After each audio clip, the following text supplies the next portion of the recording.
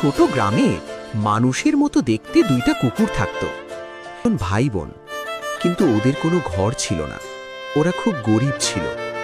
বোনটার শরীর সব সময় খারাপ থাকত।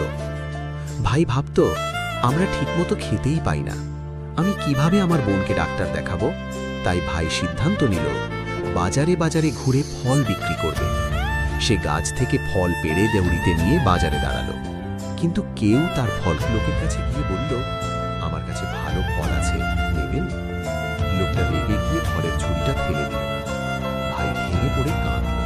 ঠিক তখনই এক ভালো মানুষ এসে সব ফল তুলে নিল, বলল, আমি তোমার সব ফল কিনব।